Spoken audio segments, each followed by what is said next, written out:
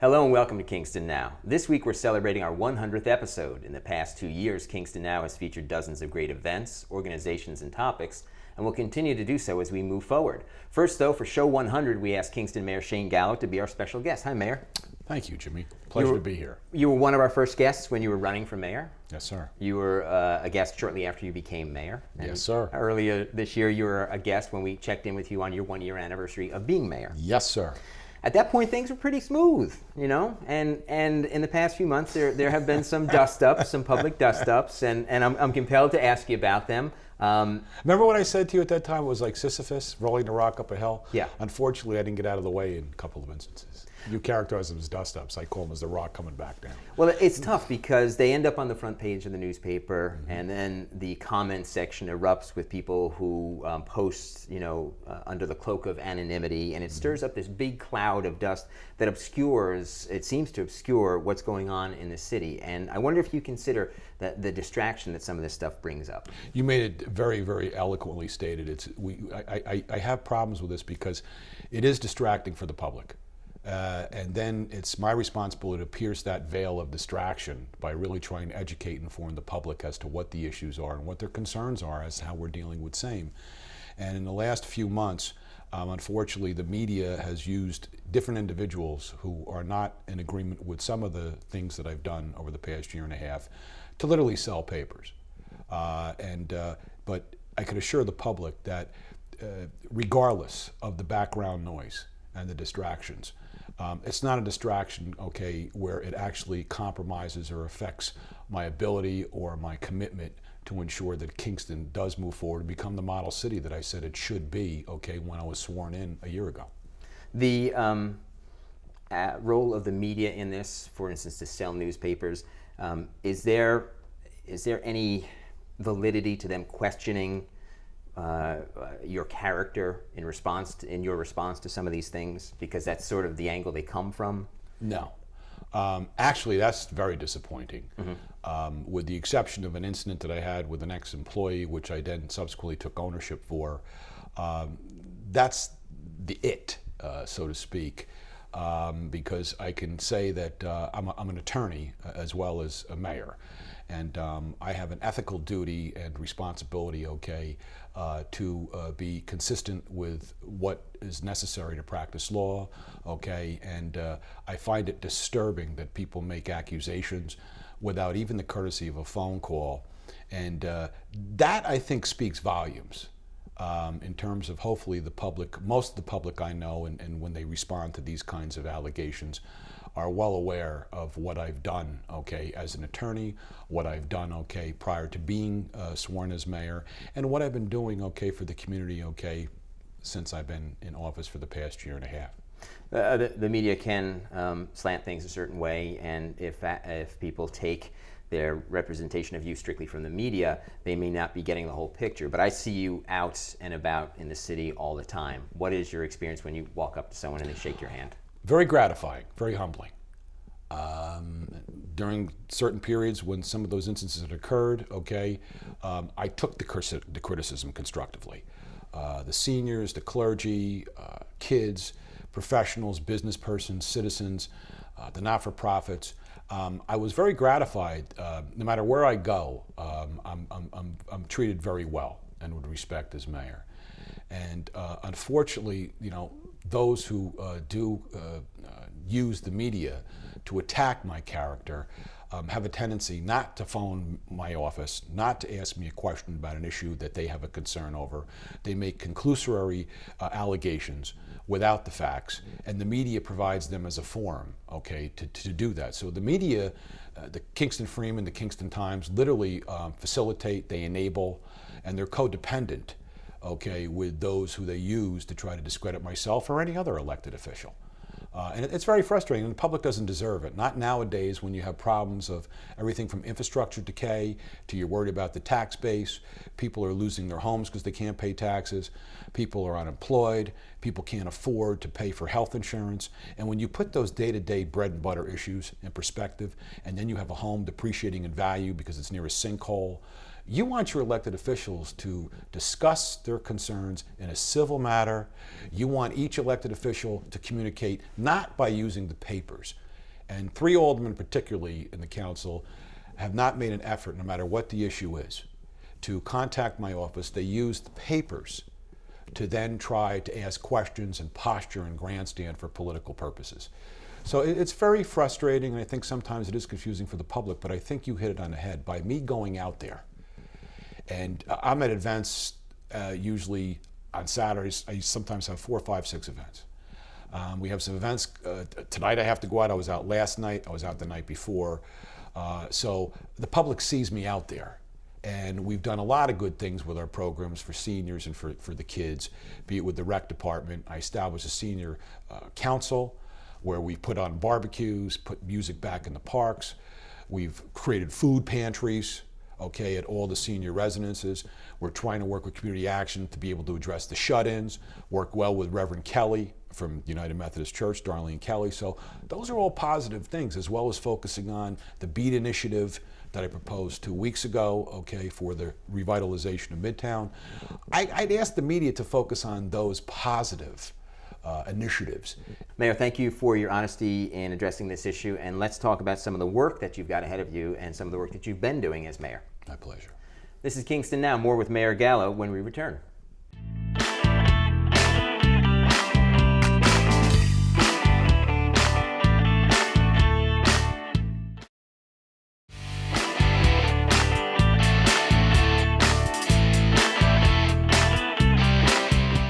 Welcome back to Kingston Now. We're celebrating our 100th show with special guest Kingston Mayor Shayne Gallo. So right after you took office, you got busy with a campaign pledge of yours for transparency in Kingston government. Along the way, you ran into things that you didn't expect, like infrastructure issues.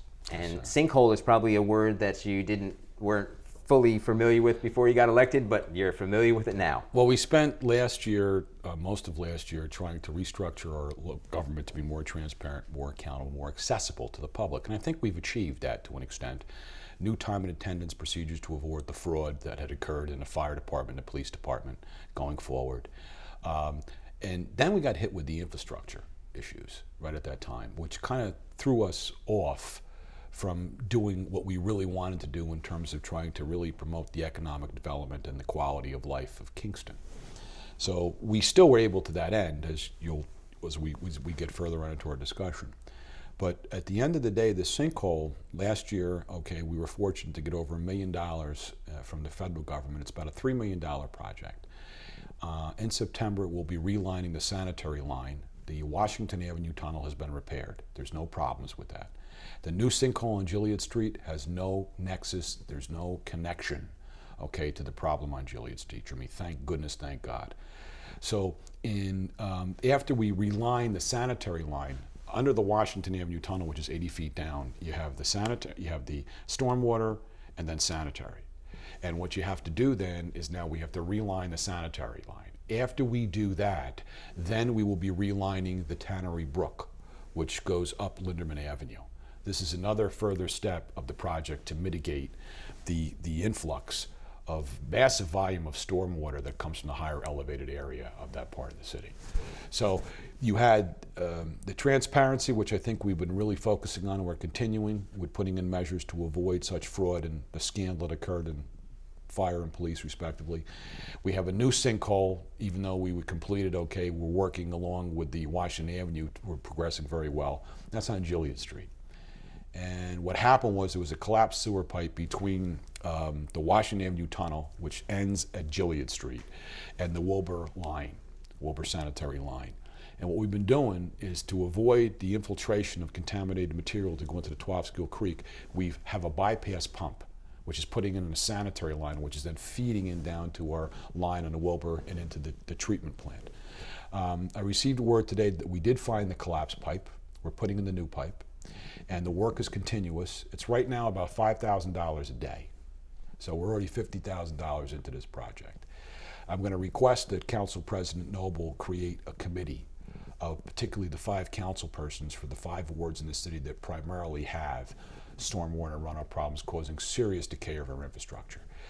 For a culvert, for instance, you could be paying $75,000. For retention ponds, the same cost, similar. Sewer lines could run you $1,000 a foot. So to fix the problem, some of the problems over in Twofschool Creek, for instance, would be over $300,000. So I need the council to weigh in that when we prioritize these projects, funding could be assured, because the federal state government isn't stepping up. Feds did last year, unlikely this year. State government has been totally disconnected, and there's been no contact from our local assemblymen, okay, or any effort on the part of the state to provide us with funding. So that's where we're at. Moving forward, we are now focusing on the Midtown revitalization. We filed our plan with HUD. We're in the process of putting that together. The Midtown plan is referred to as BEAT, Business Education, Art, and Technology. I'm still in contact with a doctor developer who wants to put a medical campus in at the Kingston Hospital campus. BOCES will be going in at the Carnegie Building across from City Hall with their programs. Sophie campus is being transformed into a college campus. You've got also for UCC. UCC is in this building, 721, thank goodness, and Don Cott with the Communications and Graphics program. So the partnership with the education connects to the partnership we have with the artists in Midtown. We have more artists per capita than any other city outside of New York. We have a hardwired district, basically, that we're taking into account with our comprehensive plan, which will be as a blueprint for taxes and for funding going forward. And then the technology component of BEAT is here, you see. So business, education, art, and technology. And I'm understanding that I think now you're fully occupied here, yes. Okay, with Yep. tenants in the multimedia, graphic and communication, digital technology field. And it's very exciting because Broadway has the opportunity. We're also going to be putting together matching grants for local businesses in the Broadway corridor to be able to improve the exterior of their buildings. Sidewalks, streetscape, we're seeking funding for that. And I think when you put it all in perspective, going forward, regardless of the dust-ups that you referred to earlier, okay, I'm more optimistic and encouraged because people seem to be very, very, very well turned on by the BEAT. We're also going to be releasing a proposal for the Uptown Parking Garage development. I announced a very ambitious, it's called the Urban Tax Incentive Program. It's residential and commercial urban exemption, where if you take a non-residential parcel and you convert it into mixed use residential and commercial, you'd be afforded a partial exemption for 12 years. And what this does is it allows for relocation of employment using a depreciated property that's being converted, and new employment and sales taxes. So it's win-win-win. Many communities have utilized it all over the state. It's a section of real property law, section 485A. And that was proposed, okay, to be consistent with the development of the parking garage or King's Inn, or literally throughout the city where you have these vacant warehouses, which are just depreciating in value. The owner is paying taxes, not benefiting from the site. And this tax exemption program would facilitate the development of that depreciating property. So it's things like that going forward now I want to concentrate, the economic development piece. We're going to take a quick break. We'll come back and talk about that and some of the great things that are happening in the city this summer, like movies under the stars. Thank you. This is Kingston Now. More with Mayor Shayne Gallo in a moment.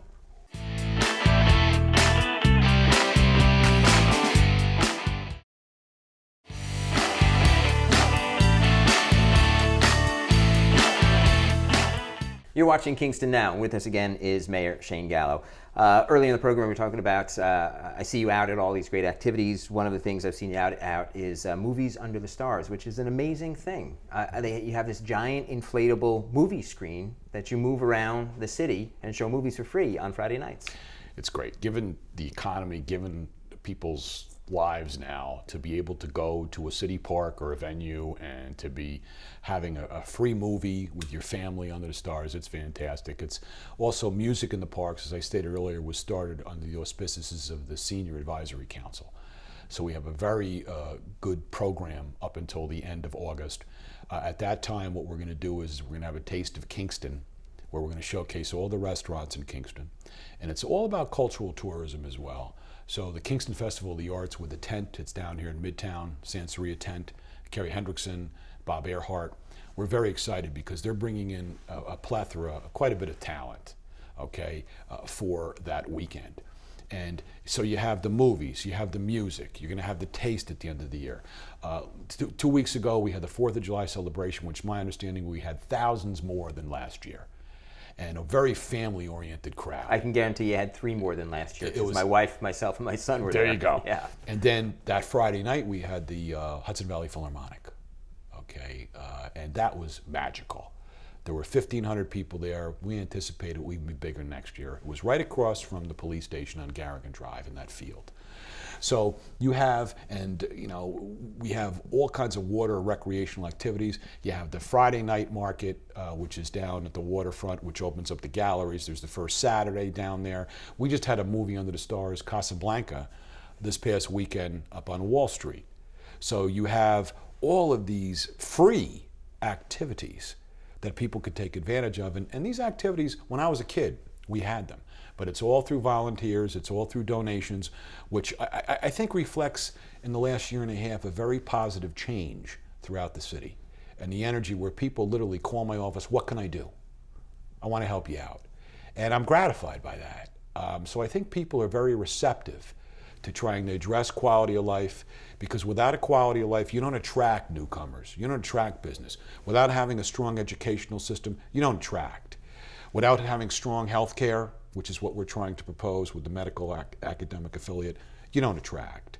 Without having an infrastructure, okay, that's up to speed, all right, you don't attract investment.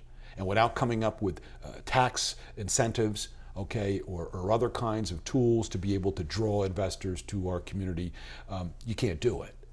But I can't do it without the support of not only the public, but other elected officials, the service providers, not-for-profit groups, citizens, clergy, seniors, and kids. And that's why I think Kingston's moving forward, because I made a pledge. This is about a partnership. And everyone in this city is a stakeholder. Doesn't matter who you are or what you are. You're a stakeholder in the city's future. In that regard, what would you like to see from the city residents? I mean, a lot of times the feedback you get from the residents is on the comment section in the Freeman. What would you say to those people? Come out and do something for your city? I think the comments on the Freeman are reflective of many people who don't live in the city and who didn't support what my initiatives are in the first place. The comments I get are on the street or the phone calls. And what would you like to see from those people? And I would like to see them step up, okay? Do something in their neighborhood. Volunteer with a service group. If I need you to help out with a group of kids to clean up a median, come on, step up. If you can offer a donation to a not-for-profit, or when I send out a letter for instance, donations for a veterans cause or a cause for children or for seniors, or be it Movies Under Stars, whatever the case is, step up. Either if you can donate money, donate your time, work on your little block in your neighborhood. Even if you're a renter, take pride, okay, in your neighborhood. And I think just that kind of vibe, if you'll pardon the expression, that energy, I think that is how the city will move forward. So I'm asking anyone who has anything to say that could be productive for the city, be it with their time, be it with what's on their mind. I have an open door policy. People know that. People have access to me without an appointment every day. So I think that's how I would ask the public to just get involved. Keep my feet to the fire. If I'm doing something inappropriate or you think misplaced, call me. Call me out on it. And I look forward to the constructive criticism. How about your colleagues in city and county government? What would you say to them? I can't say anything that would be just to underscore how just gratified I am to have the relationship I have with Mike Hine. County Executive Mike Hine are doing fabulous things, be it with the rail trail projects, be it with the safety net issue, be it with the AVR Promenade project last year, which we will be breaking ground at the end of the year, the mile-long promenade, okay, that'll connect Kingston Point Beach to the East Kingston, okay, in the town of Ulster. He's been fantastic. Senator Chikik, I'm kind of pleased because she's made an effort to try to see what we need here in Kingston, be it in Midtown or otherwise. Congressman Gibson has been fantastic. I mean, he's a real ally, he's a real partner. I was talking to Kevin O'Connor today from Rupco. He's helping Rupco with the Lace Curtain Factory project. So those elected officials, and Jeanette Provenzano in the county legislature has been very supportive and helpful at that level of government. I just wish I could get more support in the council. the city council. There seems to be just a disconnect from my office, unwillingness to call, an unwillingness, and I had meetings with all of these folks. There are 3 particularly. The other 6 have been always very outgoing. And I can't figure it out because the papers or the media, I think, are an inappropriate means to convey you don't agree with something, or maybe could you do this? Because at the end of the day, it's not about Shayne Gallo. It's about the city. If you have a better idea, it's yours. If you want to take credit for something that I thought up and you want to add to it, it's yours. I'm not here for that. I left up practicing law, okay, to take this job.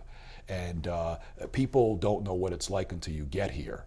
So, without the public support, elected official support, but it just gets frustrating because I don't get the support that I think the public deserves from the council. One last question. Do you think about running again? If you were going to ask me that a month or 2 ago, I probably would say, I don't know. I'm leaning towards doing it again because I think that we started so many good things. There's so many more things I'm going to start and initiate. And I think that we can do great things, but with the public support. So you might very well see me sticking around for another term, if the public will have me. Well, we'll see you out at the movies Under the Stars one of these nights. Pleasure. Thanks, Mayor. Thank you for having me. That's it for this week's show. Remember, all of our shows are on the Kingston Now YouTube channel, and you can find that link on our Facebook page. For Kingston Now, I'm Jimmy Buff. We'll see you next time.